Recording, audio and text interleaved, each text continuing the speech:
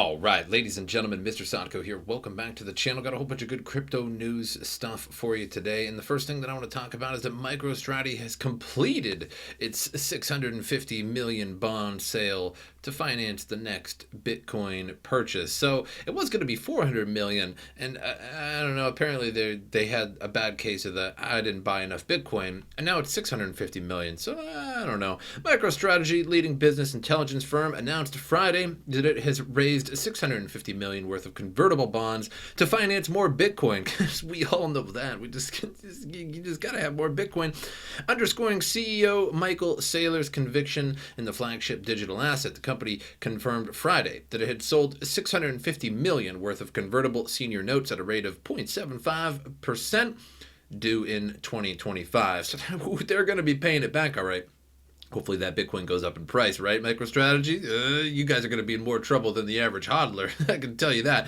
The interest rate is payable semi-annually on January 5th and December 15th, beginning in 2021. So we'll all know that by 2025, there's going to be a little bit of dip, but they got to sell it all. But that's okay. MicroStrategy intends to invest the net proceeds from the sale of notes in Bitcoin in accordance with its Treasury reserve policy, pending identification of working capital needs and other general corporate purposes. Them general corporate purposes, I love those. The securities were issued under Rule 144A of the Securities Act 1933 and will be available to institutional investors only. The raise was finalized mere days after the company first announced plans to leverage bond proceeds to acquire more Bitcoin.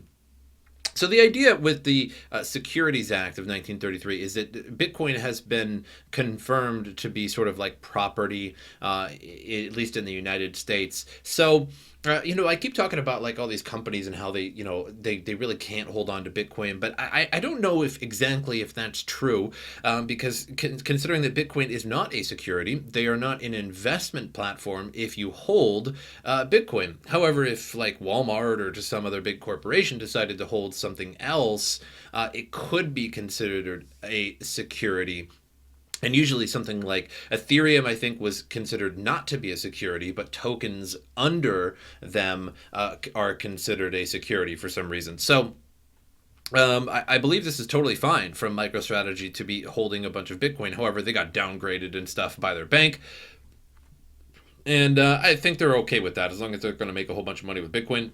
And I think by 2025, considering there's going to be a halving in 2024, and then with that said, the price is going to increase again in the next year, because it usually takes a little while after the halvings, although we've only had 3 so far, and that's really not much data to go off of. But moving on, interestingly, Grayscale actually loses a little bit of assets. So they're up to $10 billion in Bitcoin, $1.6 billion in Ethereum. For some reason, they have Bitcoin Cash. And I actually even looked at these comments on here, and some people were really questioning like the fact that they have so much money, and yet their choice of cryptocurrencies is pretty weird. Ethereum Classic, they have $71 million worth. Basically, why not round it up to 72 there? But Ethereum Classic gets hacked, or not hacked, but rather 51% attacked, like pretty much every few months. They have Horizon, Litecoin. I agree with the Litecoin. Stellar, they're like 3.5 million of them. And they keep losing their XRP over time a little bit as well. But going back, so that was on the 11th, their update. You can actually find their updates of how much money they actually have invested in cryptocurrency on their Twitter. Every few posts or so, every day they do an update or so. And on the 11th, or on the 10th, so this was on the 11th, they have $12.1 billion total. And on the 10th, they have $12.2 billion. So losing about $100 million worth of cryptocurrencies, which I suppose in the long scheme of $12 plus billion, I don't suppose that's really much of a difference. But to you and I, that is quite a bit. And initially, they had 21.2 million XRP, and now they're down to 20.6. So they must have realized what other people are realizing here. And we'll go on to that one next. XRP price crashes by 8% after Flare network airdrops free crypto. So basically the price of cryptocurrency, or at least the price of XRP, was from 26 cents. I can't even remember what it was before the announcement of Flare. but it was under 30 cents, and then all of a sudden, poof, it's 60 cents, 60 plus cents. And it wasn't because of any developments or new partnerships or anything like that, as if XRP has any partnerships. They basically don't. That's sort of the problem with XRP, is that they've been out for quite a while. When did XRP come out? 2013, something like that, 2014 maybe. And so they've had quite a bit of years to get some of those banking partnerships, and they just really don't. And here's my thought on XRP. I don't wish XRP to go down in price on anybody. I just hope it goes up in price so everybody can be a winner. The problem I have with XRP is that it's really designed to disrupt the SWIFT payment system, which I think at first that's a great idea, right? You're just like, whoa, that seems like a great idea. Banks could use this, and then they wouldn't have to use the ancient SWIFT system, and it would be so much better, right? Well, I agree with that. However, they're not going to do it.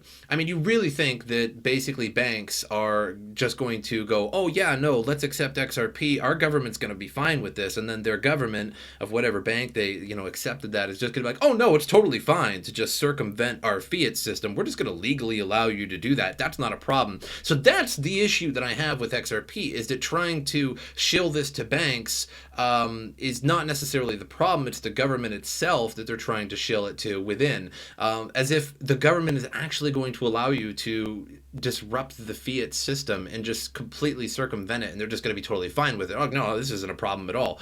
If you seriously think governments are going to allow XRP to do that, well, you may want to put a band-aid on the wound on your head, because you just got hit on the head with a tack hammer, basically.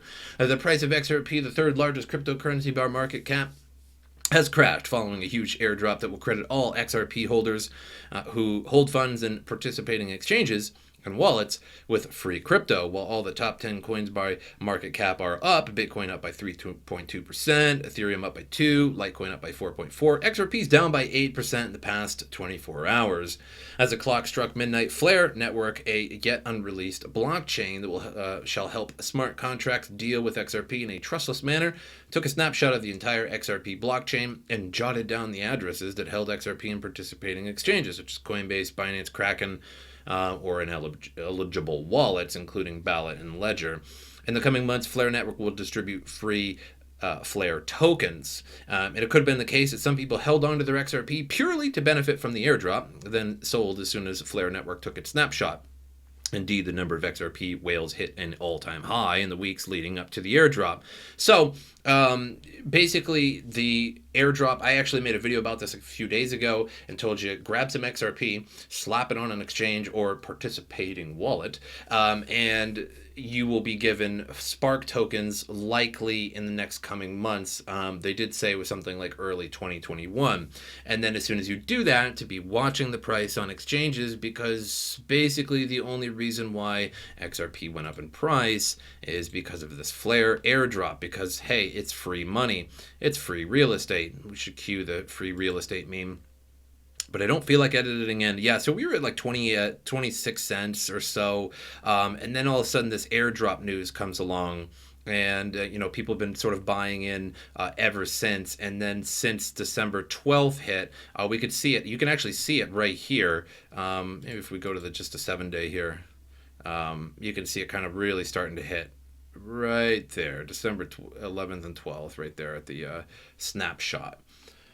So down quite a bit. So XRP probably going to stay up high for a little bit, and there's going to be a lot of people selling off. I expected the 13th of December, as people didn't, there's probably a lot of people out there that didn't quite know the exact timing of the snapshot. They just knew they had to have it on the 12th, and by the 13th, as they come around, even though you could have gotten rid of it already, the snapshot already occurred earlier.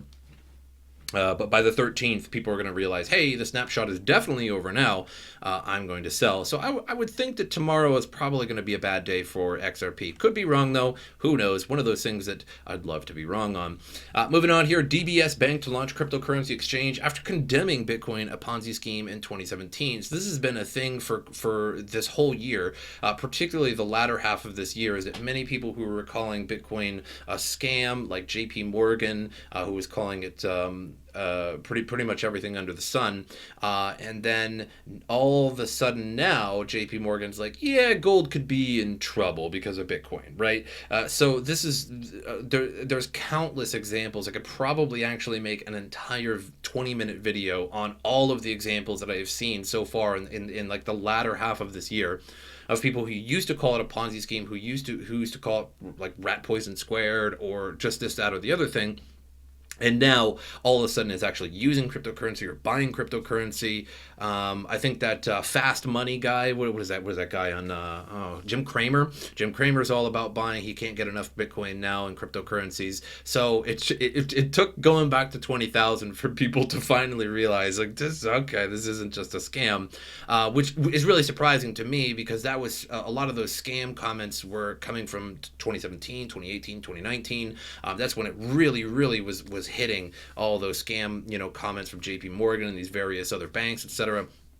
And which is interesting because, I mean, Bitcoin was already 8 years old by then. Bitcoin came out in 2009. So, I mean, Ponzi schemes don't last 8 years. They were also calling it bubbles, like the internet tech bubble. But once again, tech bubbles don't last for 10, 11 years. So it's just like, oh yeah, I guess it's time now. But who would have thought? And then again, I don't blame them in one end too on the other side, because these institutional investors, these big bankers, I mean, they're worth millions, they're worth billions of dollars, and they have made those billions of dollars by carefully selecting things to invest in and things to do. And if you look at Bitcoin, it was to them a little bit shady if they didn't understand it completely. And it's hard to actually sit somebody down. I think it actually takes quite a while to sit somebody down and really tell somebody about Bitcoin. You can tell somebody about Bitcoin in a few minutes, but to really get to those, those potatoey bits, you really got to talk to somebody for at least like a half an hour to really talk about how Bitcoin is not a scam and how it's the nodes and mining. But DBS Bank of Singapore has just announced the launch of a digital asset exchange featuring Bitcoin, Ethereum, Bitcoin Cash, XRP, several fiat currencies, etc. And this here, it shows the article. It says, yes, I know it's the same DBS Bank, one of the largest banks in Asia. And yes, it's been 3 years, but still, what a turn of events. One says, in this article here from, I think, November of 2017, says that one of Asia's largest banks says Bitcoin is a, quote, a Ponzi scheme. And then hit the fast forward button, pretend it's like a VCR. I'm going to put that in there, maybe. No. Editing is too hard. Singapore's DBS Bank to launch digital currency exchange 3 years later. Whoops, I guess it wasn't a Ponzi scheme. And again, this is just a constant repetitive thing that's been happening, particularly in the later half of 2017 or 2020, where all the people who called it a Ponzi scheme are now like, maybe I should buy into that. The bank stands on Bitcoin has changed radically since its first mention of Bitcoin in 2017. Initially, they said it was some sort of a Ponzi scheme or basically a financial scam. However, they clearly don't believe that anymore and are planning to launch crypto trading as early as next week. And again, I think cryptocurrency training is definitely needed in the world. Like I said, I used to try and explain it to my neighbor who lived next to me. And the guy didn't even have the internet. And he was an older guy, didn't even have the internet. And I would try to explain Bitcoin to him. And after about 2 minutes, maybe tops, maybe a minute, he would be like, just shut up. Like, I don't know what you're talking about. And I feel like I'm pretty good at explaining Bitcoin, especially if I have time to sit somebody down and talk to them about it. And just didn't want to have anything to do with it. It just goes right over people's minds. Initially, you just think to yourself, like, what are these coins? Are they on my computer? I get like the initial thought process of people who have never experienced cryptocurrency at all or had any idea of it, and then you just tell them about it and they're just like, well, that sounds like a scam. I mean, like, internet money, like, what is that? Like, where did it come from? So there's a lot to explain in between there, and surprisingly, some of the largest banks in the world just don't get it. Moving on to even worse XRP news. I'm sorry, XRP Army. I'm sorry. Crypto billionaires Ripple's Jed McCaleb, now world's 40th richest person. Co-founder sells 29 million XRP last week. So basically, this guy has like all the XRP in the world, and he just sells like millions of it, like basically every week or so. And he's the 40th richest person in the world. So he's basically just dumping 29 million XRP like whenever he feels like it, which, I mean, XRP is about 50 cents or so right now. So call it, a lot of money, like 14, $15 million worth. And he just sells it willy-nilly. And XRP army, you guys are just buying it, and it's not going up in price, and you guys just keep buying, and they just keep pooping it out all over the place. It's easily just not a good project, guys. I'm sorry, XRP army, it's not a good project. Banks are never going to be able to accept it, even if they want to, because governments are just going to be like, oh no, like you can't just like circumvent our fiat crypto or our fiat money, right? And the banks are just like, yeah, I guess we can't, right? They're like, that's silly. Like it's not going to happen, guys. Like maybe they could invest in it, but they're just not going to circumvent the fiat system. And I'm not like trying to like defend the fiat system here, because it's kind of the devil. But it's just not going to happen. Sorry, guys, this is not going to happen. They've had 11. They have it 7. What did it come out in 2013? So 7. Let's call it 7 or 8 years. And what partnerships do they have? Can you count? Like, tell me. Like if there was a guy like he was just like, you tell me what XRP partnerships are, and I'd be like, I don't know, right? Because you don't. It's the same thing with Ethereum Classic. Can you name, like right now, like don't Google it, like right now, just like close your eyes, right? This is a fun game. Can you name any dApp or smart contract on Ethereum Classic? Go. So wait. No, I can't. Right? So XRP doesn't have any partnerships. It doesn't. And this guy's just going all over you. And you just keep buying it. You just keep buying it. It's not going to go up in price, guys. It's just going to keep going down because of the Flare airdrop. People just bought it in. So don't get your hopes up, guys. There are a number of investors who happen to get into cryptocurrency at a very early time during the crypto's economy's history. The following editorial is the first series of articles that delve into some of the richest crypto investors worldwide. Jed McCaleb is an enigma, incredibly wealthy thanks to his early investments into the digital asset space, specifically when he co-founded the company Ripple. He's also pegged as the 40th richest individual on the face of the planet. And he just keeps on selling it to you guys. You guys just keep on buying it. Why? Why are you doing that? It is estimated that McCaleb owns more than $20 billion in digital assets, and that's just his XRP token ownership. Estimates also show that when McCaleb founded OpenCoin, which was rebranded to Ripple, the founder held 9 billion XRP tokens. And you can see here, this guy is sort of tracking it. It's just, let's see, on the 5th, he sold 9 million, basically 10 million XRP, and like literally the next day, he sold almost 30 million. So he's just selling millions a day, guys. You just buying it. Like, what are you doing? Just recently, the researcher shared data concerning McCaleb selling a massive quantity of XRP on December 6th. On Sunday, December 6th, XRP was swapping for 59 cents to 62 cents per token. That would make McCaleb's sale worth over 17 million. And prior to the dump, that McCaleb has been selling increments of over 9 million XRP on a daily basis. So he's just selling millions on you guys every day. Come on, XRP army. Come on. What partnerships? They're not going to exist, dudes. I know you guys got a lot of bags. It's time to get rid of them bags, guys. Put them in something else. Anything else. Bitcoin, Ethereum, Litecoin's okay. Find something else. There's not going to be, like, if you seriously asked a bank, like, call up a bank and be like, hey, do you guys want to buy XRP? They're going to be like, I don't know what that is. Let me tell you what that is, right? You could be a good salesman. You could be like, no, let me tell you what this is. And you tell them all about it.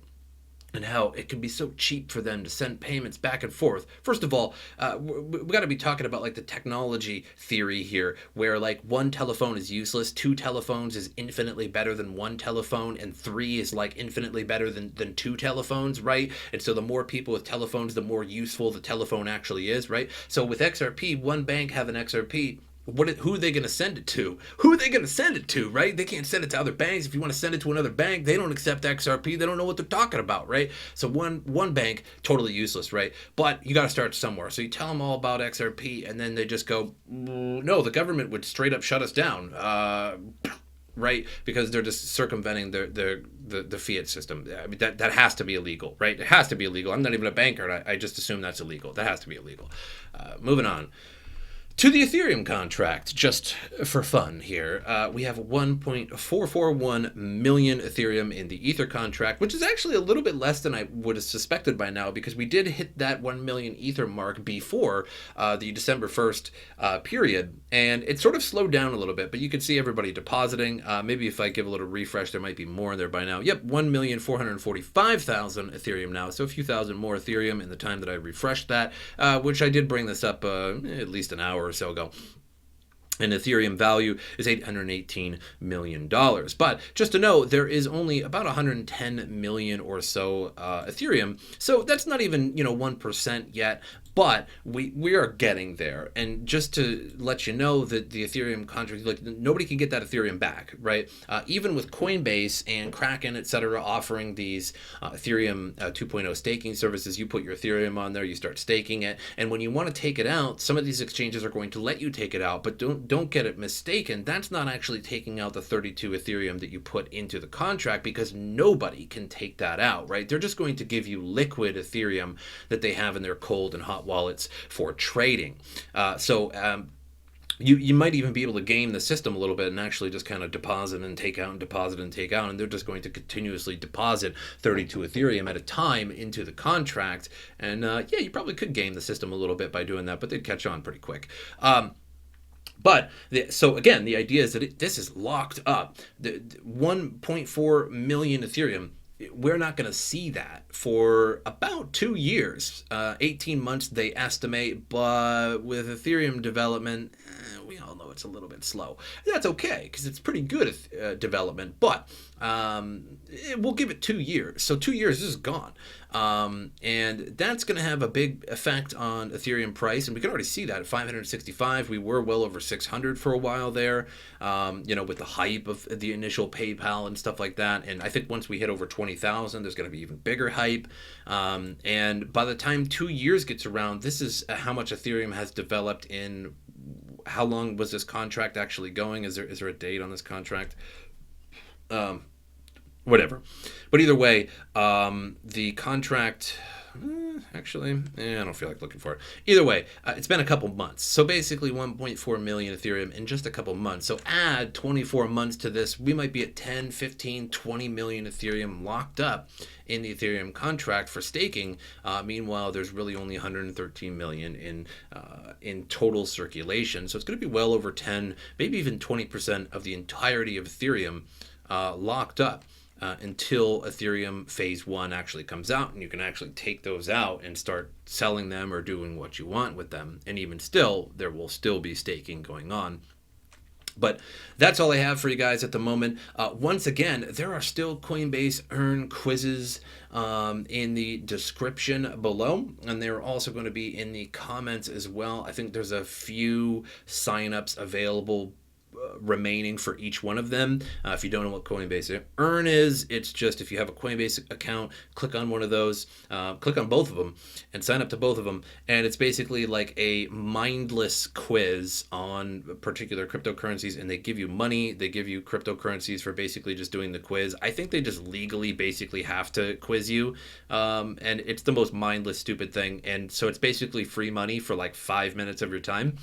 So it's pretty good. I'm just saying, guys. But that's all I have for you guys. Make sure you subscribe, like the channel, share, all that good stuff. Social media in the description below. Give those a follow if you get the opportunity. Just only if you get the opportunity, though, or just do it. Either way, I'll see you guys next time.